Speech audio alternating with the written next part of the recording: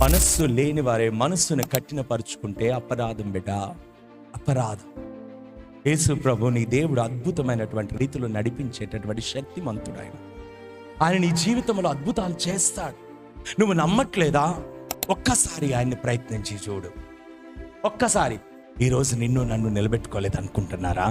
మీకున్నటువంటి అద్భుతం, ఆ అద్భుతమే అనేక మందిని వెలిగించడానికి కారణమవుతుంది. హల్లెలూయా. అబ్బో, నా అద్భుతం నా మనసులో లోపల హ్యాండ్ బ్యాగ్ ఉంటుందండి, హృదయంలో దానిలో దాచిపెట్టుకున్నానండి అని చెప్తే కుదరదు. అక్కడ నీ అద్భుతం ఏం చేయాలి? ఇతరులకు చెప్పాలి. ఎదుటి వారు కూడా అదే ప్లేస్. మనకి ఎప్పుడైనా సరే అద్భుతం చేసినప్పుడు ఎదుటి వారికి చెప్పట్లేదంటే దాని అర్థం ఏంటో తెలుసా? మీకు జలస్ ఉందని, మీకు అసూయ ఉందని దాని అర్థం. ఎస్, ఆబ్వియస్లీ ఉంటుంది. అసూయ అనేది ఏంటో చెప్తా. ఇప్పుడు నాకు అద్భుతం జరిగింది అనుకోండి, నేను ఒక బిల్డింగ్ కట్టేసుకున్న అద్భుతంతో. నేను కట్టుకున్నట్టు నాకంటే పాపం మంచిగా ఉండాలి అని చెప్పి కోరుకునే ఆలోచన వస్తుంది అంటారా? చెప్పండి.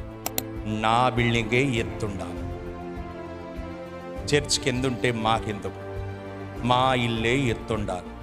ఇదే కదా.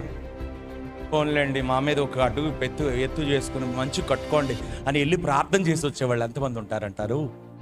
ఎంతమంది ఉంటారంటారు? చెప్పండి ఒకసారి కదా. అంటే ప్రతి మనిషిలో కూడా ఇది ఎక్కడి నుంచో వచ్చింది కాదు, మీ స్వభావం కాదు, మీ పెంపకం కాదు, ఏమీ కాదు.